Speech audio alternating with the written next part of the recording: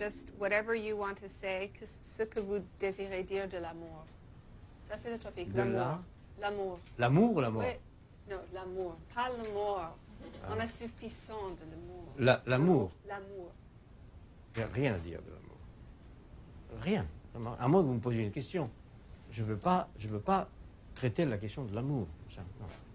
Non, il faut que vous posiez une question. Je ne suis pas capable d'improviser des généralités sur l'amour, comme ça. Je ne suis pas capable. Peut-être que c'est ça que vous voulez, que je dise que devant votre public que je n'ai rien à dire de l'amour en général.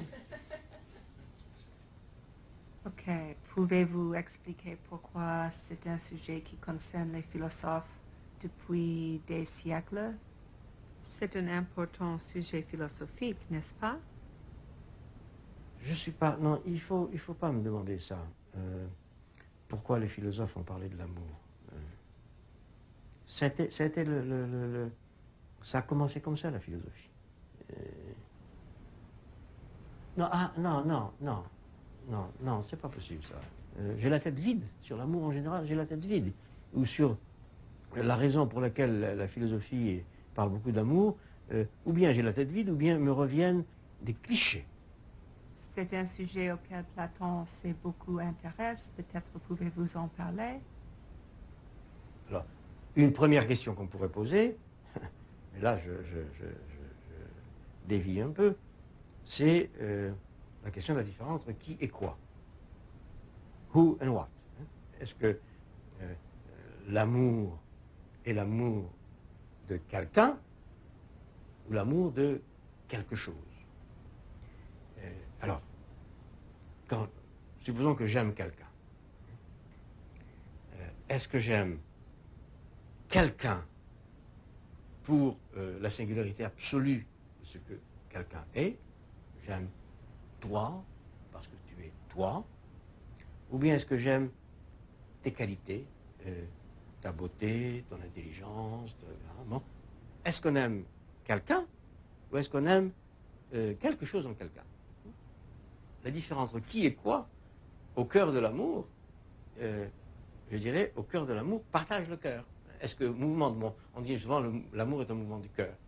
Est-ce que le mouvement de mon cœur aime quelqu'un, c'est-à-dire une singularité absolue, ou bien aime la façon dont ce quelqu'un est?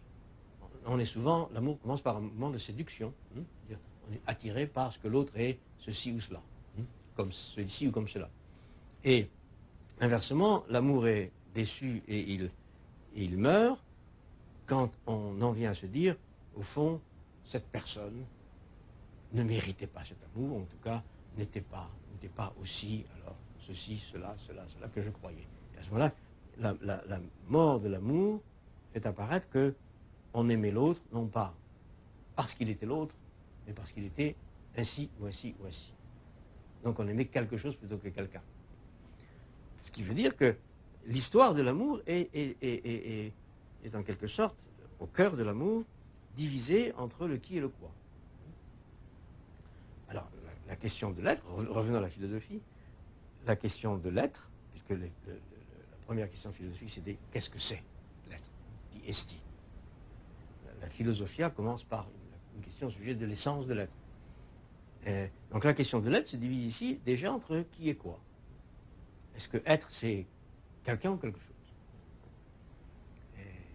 Et ça, j'en parle de façon un peu abstraite, mais je crois que quiconque, c'est-à-dire tout le monde, en vient à aimer, commencer à aimer, finir d'aimer, est pris dans ce dilemme entre qui et quoi.